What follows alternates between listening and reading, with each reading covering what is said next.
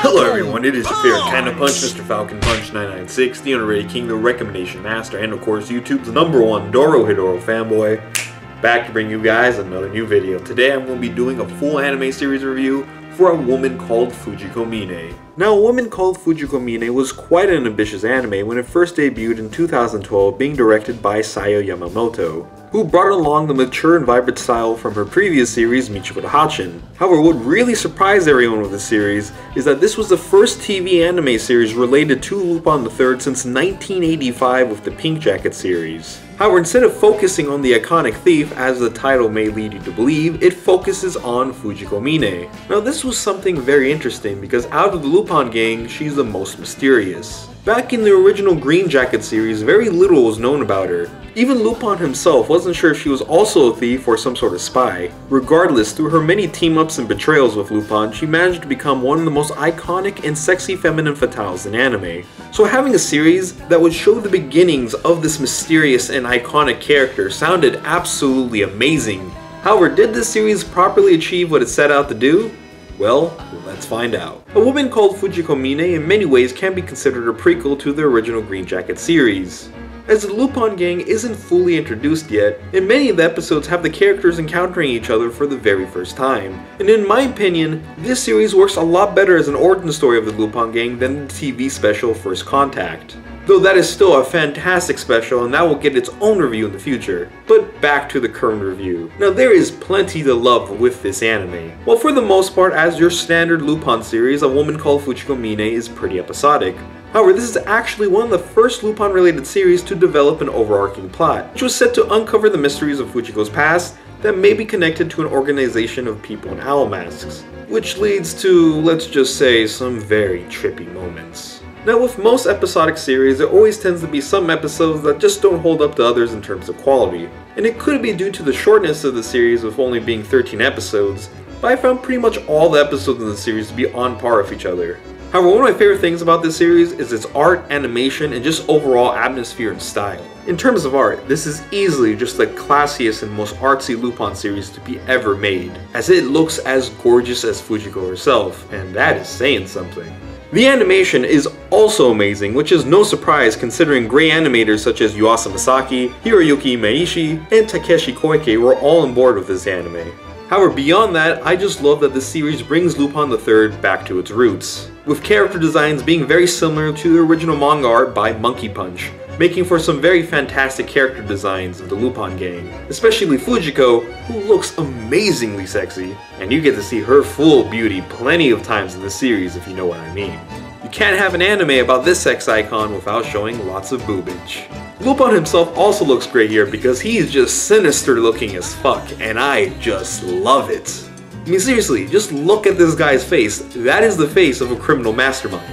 But beyond that, this series just brings the original maturity of the series with a good dose of trippiness, which is fantastic to see since over the years, Lupin III has turned into a more light-hearted and cartoony type of series, with Lupin himself going from sort of a dastardly criminal into a somewhat heroic thief. Sure, we'll get an occasional movie or TV special that'd be mature and dark, but it's great seeing a full-blown mature TV series. Something we haven't seen since the original Green Jacket series in the 70s before the great Hayao Miyazaki would change the series' overall tone.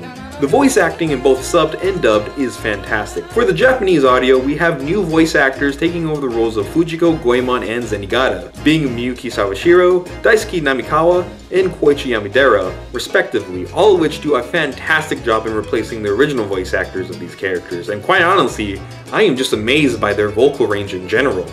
The Funimation dub is also really great. I like Sonny Strait and Michelle Ruff as Fujiko and Lupin, and of course Chris Sabat voicing Jigen is fine with me, since any dub with Chris Sabat is automatic gold in my opinion. However, one of the most surprising casting choices is Richard Epcar as Inspector Zenigata. He does a fine job in the role, but it's kind of weird seeing the original English dub voice actor for Jigen being Zenigata. So really, when it comes to sub versus dub, it's really all up to you and what you naturally prefer, as they're both equally great in my opinion. The soundtrack to Fujiko Mine is also fantastic, which is to be expected with anything related to Lupin III, as Lupin and good music just go hand in hand. The series has a very classy feel to it, especially the ending song Duty Free by Nikki, which just starts off like an orgasm.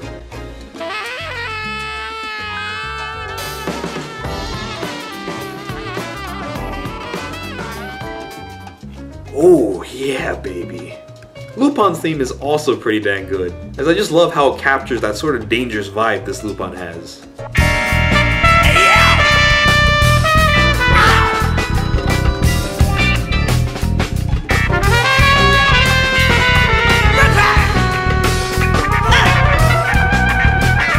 However, what I love is the opening. It's not much of a song, but rather something poetic that dives deep into the psyche of Fujiko, which perfectly captures what this series set out to do. However, that's the thing, it doesn't. This series was meant to center around Fujiko in an attempt to uncover her mysteries. However, a lot of the best episodes of the series have little to do with Fujiko, as she's either outshined by the appearance of another member of the Lupin gang, or is just not even there at all. Like seriously, the final couple of episodes is just Lupin and Jigen going around trying to uncover Fujiko's secrets. Which I honestly could forgive, as the series itself was very entertaining. But only if we actually learned something about Fujiko in the end. And it seemed like we were, but the series at the very last moment just pulls a complete 360 and we are left learning absolutely nothing new about the woman known as Fujiko Mine, which sort of defeats the original purpose of this series.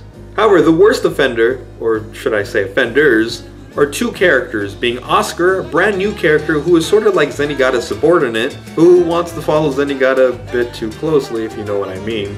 And really, I just didn't care about him or his storyline. However, the other character, and I really can't believe I'm saying this, is Zenigata himself. Yes, Zenigata, the bumbling inspector as well as Lupin's arch-rival, who next to Lupin is easily one of the most likable characters of the Lupin the Third series. So what do they do to make him so unlikable?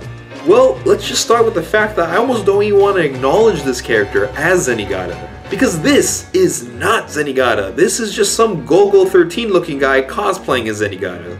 Sure, Zenigata can be hard-boiled, as the new Blue Jacket series has proven. However, there is a limit to how hard-boiled he can get before you suck all the charm out of his character. While all the other characters also got hard-boiled in the series, they still retained what made them so likable in the beginning, but sadly not Zenigata here. Despite that, overall, Woman Called Fujiko Mine is a great series. It looks and sounds great, bringing the Lupin the Third series somewhere it hasn't been since the 70s, revitalizing the series for a new generation. Sadly, what could have been a great or amazing series ultimately hurts itself by basically going nowhere of what it originally set out to do, and messing up one of the series' most beloved characters. It was an ambitious project, and there really is a lot to enjoy here, as it's something Lupin the Third fans, as well as anyone interested in the more mature side of the series, should definitely check out. Which is why I say A Woman Called Fujiko Mine is a very good series. And that about wraps it up right here. I haven't done a full series review in a very long time, so tell me guys what you thought about this review. And as always, I am Mr. Falcon Punch 996. Be sure to like, comment, subscribe, as well as check out the Facebook fan page. If you haven't done any of that yet, you will be Falcon Punch in the face, so you better do it, and I'll see you guys next time. Peace.